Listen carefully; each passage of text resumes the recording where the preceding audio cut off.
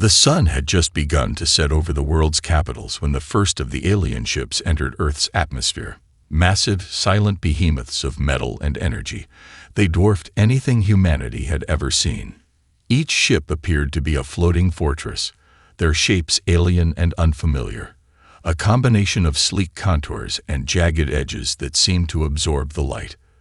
They formed a perfect blockade, encircling Earth in a defensive ring that no weapon on the planet could hope to breach. As the ships hovered in the sky, humanity's pulse quickened. Tensions exploded worldwide. Governments scrambled, mobilizing their military forces and calling for global cooperation. News stations ran continuous updates, broadcasting live footage of the alien ships hovering just above Earth's atmosphere. The aliens, whose language was initially unintelligible, transmitted their demands in a chillingly calm voice. "People of Earth," the voice boomed through the speakers of every television, radio, and communication device worldwide. "We are the Zorath. Surrender now and preserve your species. Any attempt to resist will result in total annihilation." The message was clear. They had come, not as diplomats or allies, but as conquerors. The Zorath Empire had no interest in negotiation. Commander Jack Graves, a seasoned veteran of humanity's military forces, watched the broadcast with a cold resolve. His mind raced. His people were terrified. But Commander Graves knew this was no ordinary invasion. These were no mere raiders looking for treasure. They were an empire bent on exterminating a species they deemed inferior. "We need to respond. Now," Graves muttered to himself, pacing across his command center. His thoughts were interrupted by Dr. Emma Cross, a scientist and tech specialist who had been studying the alien fleet's movements for days. She stepped forward, urgency in her eyes. "I've been tracking their energy pulses," she said, holding up a glowing tablet showing complex data. "The fleet's power source is centralized. If we can find a way to destabilize it, we might be able to break the blockade." Graves glanced at her, his mind racing. The problem wasn't just about finding a weak point. It was the fact that they were dealing with an empire that had conquered hundreds of planets. The Zorath were no strangers to warfare. They had likely accounted for every possibility. "We need to think bigger," Graves said, staring out at the horizon, his jaw clenched. "We can't just wait to be crushed. We fight back." But as the first wave of alien ships began to deploy landing pods, sending troops to Earth's surface, the scale of the invasion became all too real. Earth had become a battlefield. The resistance would need to be fast, clever, and ruthless. Commander Graves knew that humanity's survival depended on one thing: their unbreakable spirit. The world held its breath as the alien blockade tightened. Across the globe, cities braced themselves for the worst. The first wave of alien landings had begun, and with it, the terrifying realization that humanity was no longer in control of its own planet. Entire regions were put under martial law. Governments crumbled under the weight of the invasion. But in the chaos, something remarkable began to happen. Resistance was born. Commander Jack Graves and Dr. Emma Cross, after days of desperate planning, finally had a breakthrough. Using the data Dr. Cross had gathered, they managed to devise a strategy that would at least give Earth a fighting chance. A guerrilla-style operation targeting the alien supply lines. A small task force was assembled, led by Graves himself, with Lieutenant Avarios, the best pilot humanity had, taking charge of the strike team. The plan was simple: infiltrate the outer ring of the alien blockade using modified civilian drones, hit a key weak spot in their fleet, and escape before the aliens could retaliate.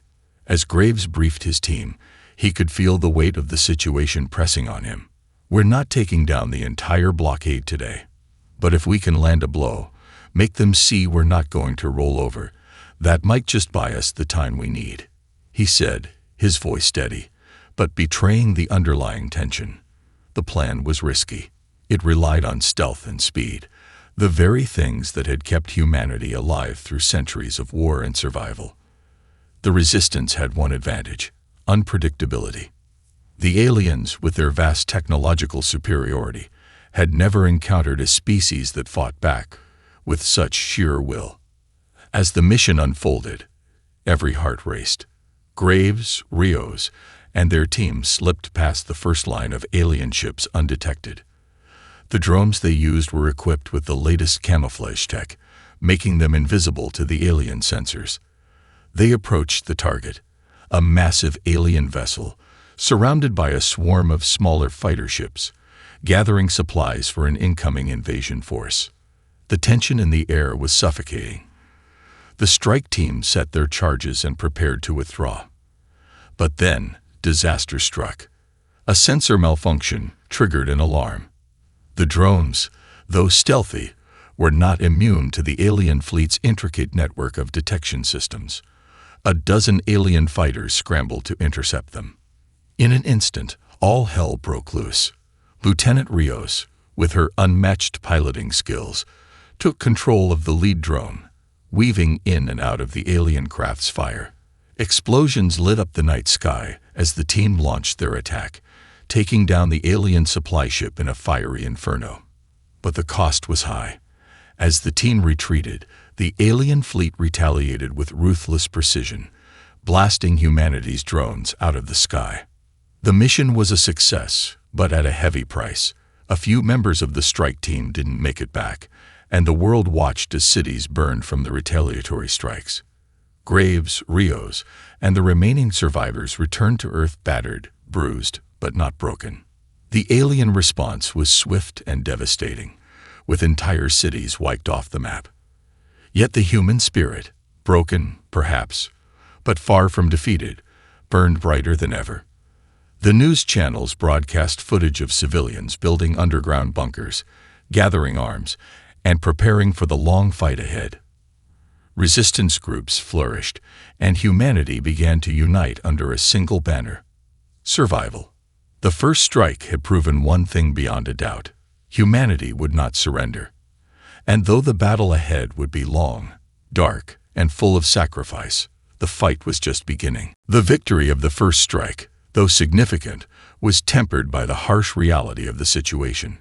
Earth's cities were in ruins, the skies darkened by the alien ships still circling overhead like vultures. The Zorath Empire had retaliated with overwhelming force, leaving death and destruction in their wake. But humanity was far from defeated. The spark ignited by their first successful assault against the invaders began to burn brighter. Commander Graves and Dr. Emma Cross worked tirelessly, fueled by the relentless need to turn the tide of the war. Their small victory had proven that the aliens weren't invincible, that humanity could fight back. But the question remained: how could they defeat an empire that had already wiped out entire worlds? The answer, as Dr. Cross quickly discovered, lay in the very technology the aliens had used to crush Earth's defenses. While analyzing the wreckage of a downed alien craft, Dr. Cross made an unexpected breakthrough. The Zorath fleet was heavily reliant on a central command system that synchronized all their ships and weaponry. If the humans could exploit this weakness, they might be able to disrupt the entire fleet, giving Earth the edge it desperately needed. But there was a catch. The Zorath's central command hub was located deep within their flagship, an impregnable fortress stationed within the heart of the alien blockade. The risks were enormous. To even attempt a strike on the flagship would mean facing the full might of the alien fleet, a near-suicidal mission that would leave no room for error. "You're telling me we have to break into the heart of their fleet and destroy their central command?" Commander Graves asked, his tone laced with disbelief, though his mind was already calculating the odds. Dr. Cross nodded grimly. "Yes, but it's our only shot. If we can disable their coordination systems, we'll cripple their ability to retaliate effectively. And that means we stand a chance." Graves clenched his fists, his mind racing. The mission was pure madness. Yet the more he thought about it, the more he realized that humanity's survival might hinge on taking this leap. "We can't do it alone," Graves said, turning to his team. "We need every ally we can get. This is all or nothing." The call went out to Earth's fractured military forces and the scattered resistance groups that had emerged in the wake of the alien invasion. Desperation bred unity. Soldiers, civilians, engineers, and scientists began to rally together, pooling their resources to create the weapon that might turn the tide of the war. A virus designed to infiltrate the Zoreth's central command system. But the clock was ticking. With each passing day, the alien forces tightened their grip, raiding more cities and systematically eradicating any sign of organized resistance. Yet, as the stakes grew higher, so did humanity's resolve. The counterweapon was nearing completion, and the resistance was ready to strike. As Graves surveyed the preparations from the command center, he couldn't help but reflect on how far humanity had come. They had been underestimated by the Zoreth, seen as a fragile, primitive species unworthy of survival. But now, they had become a force to be reckoned with. The day of reckoning was fast approaching. Commander Graves looked at Dr. Cross, who was finalizing the countervirus on a terminal. "This is it, Emma. If we fail." "We won't fail," she said, her voice firm, her determination shining through. "We have one shot at this, and we're going to take it." The final preparations for the assault on the Zoreth flagship were underway. The counterweapon, a virus designed to infiltrate and disrupt the alien's central command system, had been perfected, but the mission to deliver it was still a daunting challenge. Commander Graves and his team, knowing that they could not do it alone, made the decision to reach out to a group of unexpected allies. The Exodians. The Exodians were a faction of the Zoreth Empire that had splintered off years ago, disillusioned by their ruler's tyrannical methods. Their leader, an exiled prince named Talon, had sent a covert message to Earth's resistance, offering a potential alliance. His people, once loyal soldiers of the Empire, now sought to dismantle it from the inside. However, Graves was understandably cautious. Alliances forged in the heat of war were often fraught with betrayal. As Graves and his team met with Talon aboard a secret rendezvous station in orbit, tensions were high. The Exodians were just as wary of humanity as Graves was of them. Talon's tall, lithe form was draped in the dark, ceremonial garb of his people, a stark contrast to the battle-worn humans around him. His eyes, though cold and calculating, held a flicker of something more. Something Graves could only describe as desperation. "We have a common enemy," Talon said, his voice calm yet commanding. "We have fought the Zoreth Empire for generations, and we can provide you with technology that can cripple their forces. But understand this, our motives are not purely altruistic. The Zoreth have taken everything from us. If we join you in this fight, we will not do so blindly. We expect something in return." Graves studied the Exodian leader for a long moment. He understood that in times of war, you had to make difficult choices. The enemy of my enemy is not always my friend, but they might still be a useful ally. "What do you want?" Graves asked, his voice steady, but his instincts screamed at him to be careful. Talon's lips curled into a smile that barely touched his eyes. "We want freedom. When the Zoreth are defeated, we want our people to be able to carve out a future free from their rule. Your fight is now our fight." Despite his reservations, Graves knew the offer was too valuable to ignore. The Exodians possessed advanced technology that humanity had no access to. Energy disruptors, advanced cloaking tech, and most crucially, the Exodians' knowledge of the inner workings of the Zoreth fleet. With their help, Earth's resistance could launch a coordinated attack that stood a real chance of succeeding. The uneasy alliance was forged, but the doubts remained. Dr. Cross, who had been listening to the exchange from a distance, turned to Graves as the meeting concluded. "Are you sure about this? They've betrayed their own people once. What's stopping them from doing the same to us?" Graves sighed, rubbing his eyes. "I don't know. But we don't have the luxury of being picky. Right now, we need every advantage we can get, and the Exodians are our only shot at breaking that blockade." Over the next few days, the Exodians provided humanity with critical intelligence and technology. One of their most prized contributions was a device capable of temporarily disabling the Zoreth's massive flagship. With the help of the Exodian engineers, Dr. Cross and her team developed a way to combine their virus with the Exodian disruptor tech, creating a double-layered assault that would penetrate the alien defenses. Despite the growing sense of urgency, an undercurrent of suspicion lingered.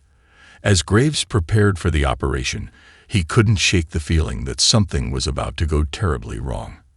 And then, just as the team was about to deploy, a troubling piece of intelligence came through. The Zoreth were preparing a counteroffensive, one far more devastating than anything humanity had encountered so far. "Time's running out," Graves said to his team, his face grim. "The Exodians are our best chance now. If we fail to stop them, humanity's dead."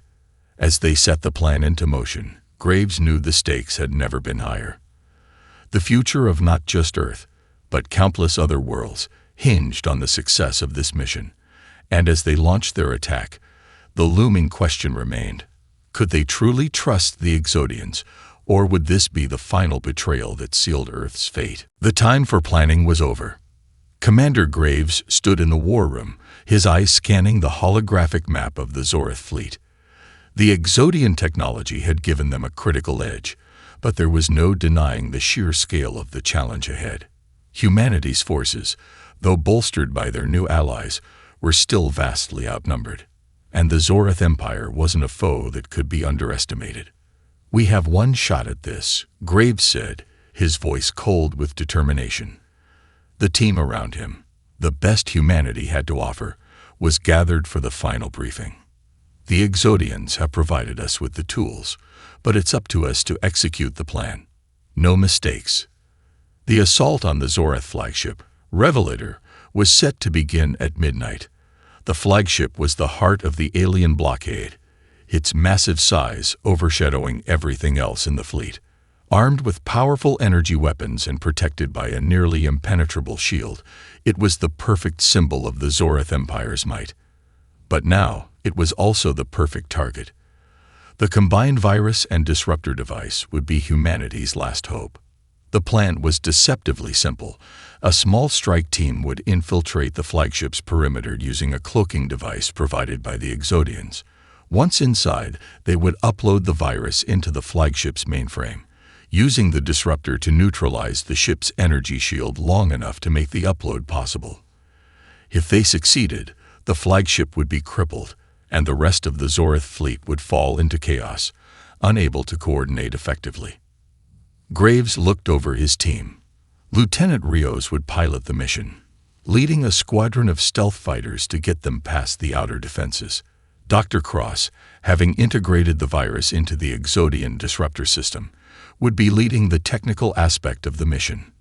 Talon, though still a mystery to Graves, would provide invaluable inside knowledge of the flagship's layout. They had no room for error. "Everyone knows their roles," Graves continued, his voice taking on a more personal tone. "We get in, do the job, and get out. No heroics. No second chances. We either succeed, or we die trying." The team nodded solemnly, understanding the gravity of the mission. No one had illusions of walking away unscathed. This was a suicide mission by any definition, but it was also their only chance at survival. If the Zoreth's central command was taken down, it would decimate the alien fleet, leaving them vulnerable. It was their best, perhaps their only, shot at breaking the blockade and reclaiming their planet. As the fighters lifted off, Rios's hands danced across the controls of her cockpit, the hum of the engine filling the silence. Graves sat in the co-pilot seat, heart pounding in his chest. His mind wandered back to the day the aliens had first appeared, to the fear, the panic, the despair. But none of that mattered now. There was no time for doubt. "We've got this," Rios said, her voice steady over the comms. "Let's make them regret underestimating humanity." Graves barely had time to respond before the fighters shot forward, weaving through the dark expanse of space. Ahead, the massive silhouette of the Revelator loomed, its defensive weapons scanning for threats. The cloaking devices activated, rendering their ships invisible to the enemy sensors. The tension was palpable as they approached the flagship, every heartbeat echoing in the silence of space. The first obstacle appeared, a swarm of smaller alien fighters, their guns blazing as they attempted to break through the stealth shield. Rios swerved, narrowly avoiding a barrage of plasma fire, and returned fire, her fighter weaving in and out of the incoming attacks with the precision only she could manage. "Hold tight, Commander," she called, her voice unshaken by the chaos unfolding around them. Inside the Revelator, the alien fleet remained unaware of the human assault. Graves's mind raced as they closed in on the flagship's docking bay, where the strike team would make their entry. They were about to breach the belly of the beast, and once inside, it would be a race against time. With a final, sharp maneuver, Rios brought them into position. "We're in," she said, her voice triumphant. "The door's open. It's now or never." Graves's pulse quickened. The next few minutes would decide humanity's fate. The strike team disembarked from their cloaked fighters and immediately took cover behind the sleek, metallic walls of the Revelator. They had made it inside, but the real danger was just beginning. Commander Graves, his pulse still racing from the harrowing journey through enemy defenses, scanned the surroundings. The corridor was eerily quiet, the only sound the distant hum of the ship's engines. "We're in," Graves whispered into his comm. "Dr. Cross, you're up. Get us to the control room." Dr. Cross moved forward with purpose, her eyes glued to the data pad in her hand. "I've got the map," she said, her voice steady despite the weight of the moment. "The central command room is 3 levels down, past the reactor core. If we take a direct route, we'll avoid the Zorath's main patrols, but it'll take us through the engine room. I'm not sure how long we can stay under the radar." "Understood," Graves responded, his mind calculating their next moves. "Let's move fast, and stay sharp. If the Zorath catch wind of us, it's over." The team began moving in tight formation, their boots silent on the cold, metallic floors. Every corner they turned, every hallway they passed, felt like a potential death trap. The Revelator was a labyrinth, a vessel of unimaginable size and complexity. The deeper they went, the more alien it seemed. Halls stretched impossibly long, the walls adorned with symbols they couldn't decipher, the air thick with an oppressive, sterile atmosphere. As they approached the first junction, Talon, who had been uncharacteristically quiet up until now, raised a hand to halt them. "We've got company," he said, his voice low, his eyes scanning the shadows ahead. Graves held his breath, signaling the team to take cover. Through the dark corridor ahead, the soft thump of footsteps grew louder. Zorath soldiers, clad in heavy, sleek armor, appeared. There were 3 of them, elite warriors, carrying weapons capable of shredding through human flesh in seconds. Graves motioned to his team. "Take them out quietly. We can't afford attention." Lieutenant Rios, her nerves as steel-sharp as ever, crept forward, aiming her tranquilizer dart gun at the nearest soldier. One shot, and the soldier crumpled to the floor, unconscious. The others were quickly subdued in a similar fashion, their weapons rendered useless before they could react. "Clear," Rios whispered, her voice calm, but her eyes scanning the shadows for more threats. Graves allowed himself a brief nod of approval. "Good work, Lieutenant. Keep moving." But as they proceeded deeper into the heart of the Revelator, a new challenge emerged. The ship's AI systems, which had remained dormant until now, suddenly activated. A deep mechanical voice echoed through the halls. "Unauthorized access detected. Alert. Intruders on board. Alert. Intruders on board." Graves cursed under his breath. The Zorath had clearly anticipated a breach. Within seconds, a loud, blaring alarm rang throughout the ship, filling the air with a sense of impending doom. Red lights began flashing, and the ship's walls vibrated with the deep thrum of machinery coming to life. "Shit. We've been made," Dr. Cross muttered, her fingers flying over her datapad. "I've got about 5 minutes before the AI locks down the entire ship.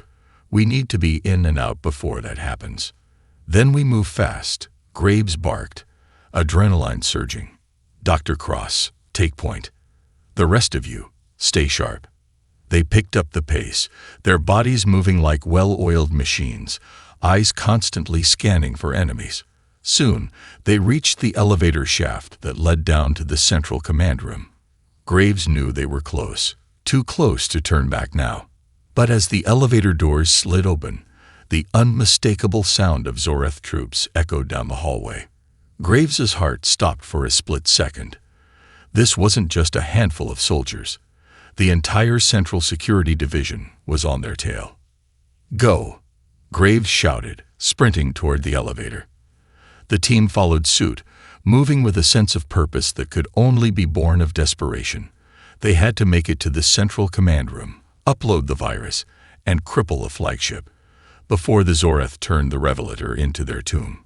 Just as they reached the doors to the control room, the first of the Zoreth forces turned the corner, weapons raised. Graves wasted no time, leaping into the room, slamming the doors shut behind him.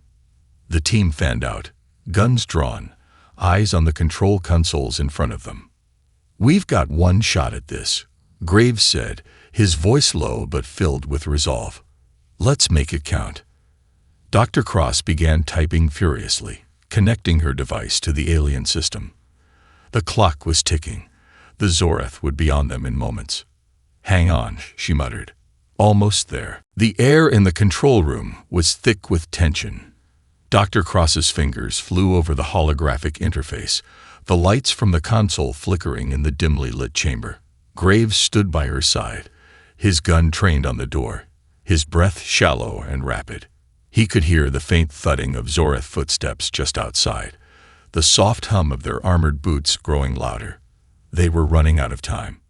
"Just a little longer," Dr. Cross muttered, her voice strained. Sweat dripped down her forehead, but her eyes were locked on the screen. "I'm bypassing the last of their encryption. Once the virus is uploaded, the ship's central command will be crippled, but will be exposed the second it's done." Graves's mind raced. He could already hear the Zoreth forces converging on their position. The countdown had begun, and every second felt like an eternity. A loud crash rang out from the hallway. The door to the control room shook as the Zoreth outside tried to break it down.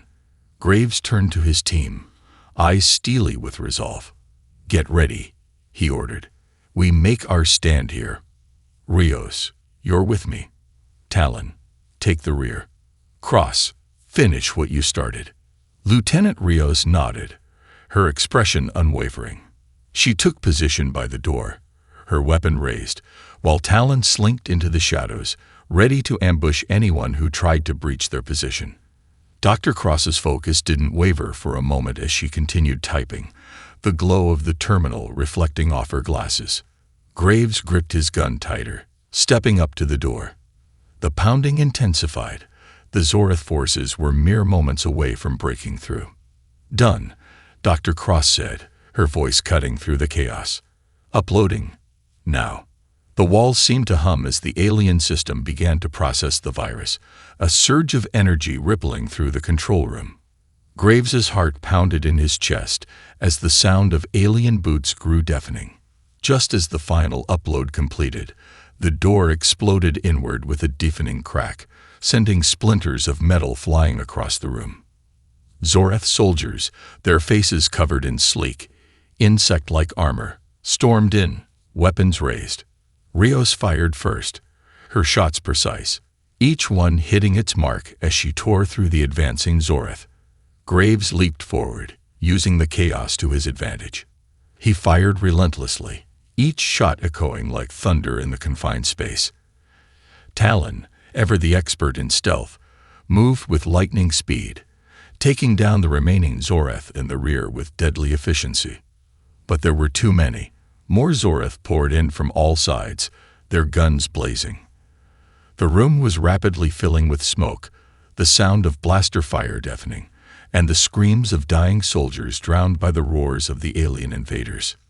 "Get to the exit," Graves shouted. "We've done our part. Let's go." But just as they moved toward the escape route, A Zorath commander emerged from the smoke.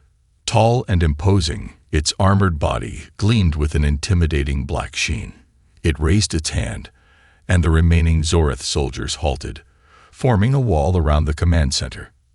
Graves's heart skipped a beat. The Zorath commander was unlike anything he had faced before. Its energy shield crackled to life, making it nearly invulnerable to conventional fire. This was no ordinary soldier. This was the final barrier. "We can't take him down directly," Talon said, his voice sharp with frustration. "But we can distract him long enough to escape. You have a plan, Graves." Graves's eyes narrowed as he assessed the situation. The Zorath were closing in, and they had only one chance to escape alive. He spotted a large fuel tank near the rear of the room, surrounded by glowing conduits. A plan formed in his mind. "Rios," Graves said quickly, "cover me while I rig that fuel tank. We need a distraction. Something big." Lieutenant Rios nodded, understanding the risk. She moved toward the commander, her weapon raised, ready to hold off the incoming Zorath as Graves sprinted toward the fuel tank. He ripped off the casing and used the explosives from his pack to rig the tank. His hands trembled with urgency. "Ready, Commander," Rios shouted over the din of gunfire, her voice resolute. She was firing with precision, her eyes darting between Graves and the oncoming threat. Graves stepped back, looking at the Zorath commander. "Now," he shouted. The explosion rocked the room, sending a massive shockwave through the control center. The fuel tank erupted in a brilliant flash of fire, consuming everything in its path. The blast ripped through the Zorath soldiers and the surrounding walls, the shockwave knocking Graves and his team off their feet. The commander's shield flickered, momentarily weakened by the blast. In the chaos, the team scrambled for the exit, Talon leading the way with his knowledge of the ship's layout. The Zorath commander, temporarily stunned, roared in fury, but the damage was done. The flagship's command center had been compromised, its control systems now spiraling into chaos as the virus began to spread. Graves, panting, looked back at the flaming wreckage they'd left behind. The Zorath forces would never be the same, and neither would Earth. The blast from the fuel tank had sent a shockwave through the Zorath flagship, causing a cascade of failures across the ship's systems. Alarms blared, and the once pristine metallic corridors were now scorched and war-torn. As Graves and his team sprinted through the smoke-filled hallways, the tremors of the explosion still echoing in their bones, they didn't pause to look back. The Revelator was collapsing in on itself. The Zorath were reeling, but the fight was far from over. "Move! Move!"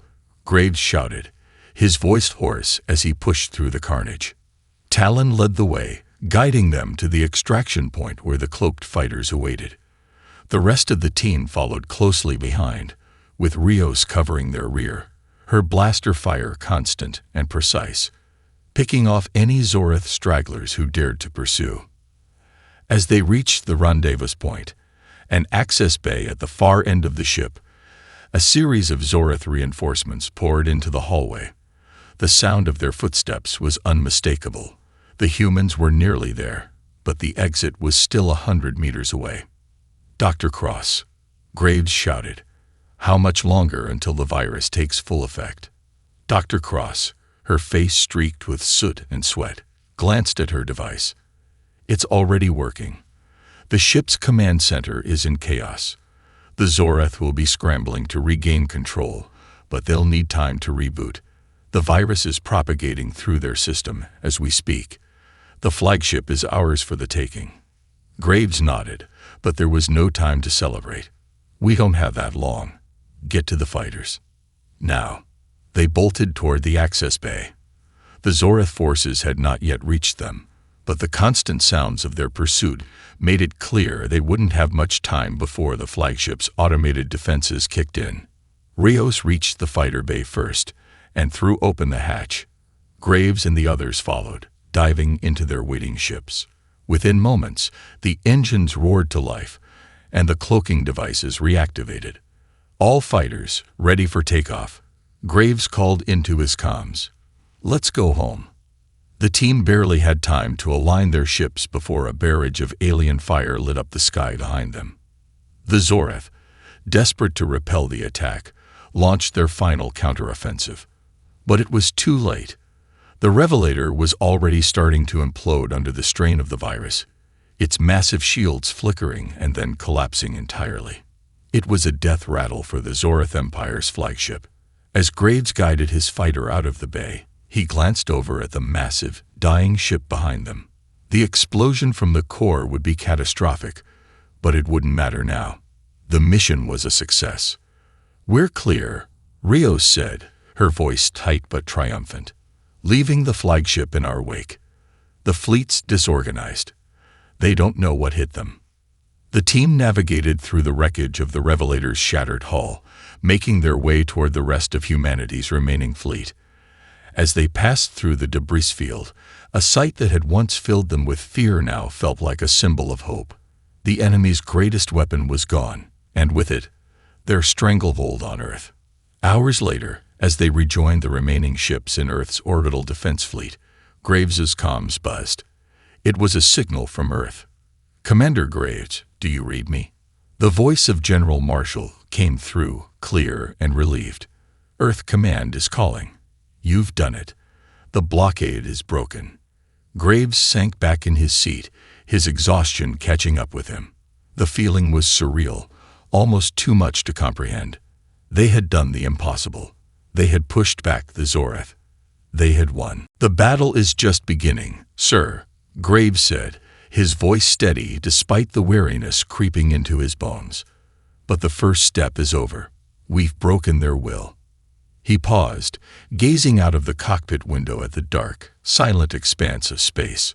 The Revelator had been the heart of the Zoreth Empire's assault, and now it was nothing more than a floating ruin.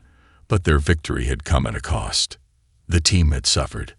They had lost friends, allies, and a part of their humanity in the process. Yet, as Graves looked back at the faces of his crew, he knew they had all changed. They had become more than soldiers. They were the vanguard of a new era. Humanity, once on the brink of extinction, now had a future again.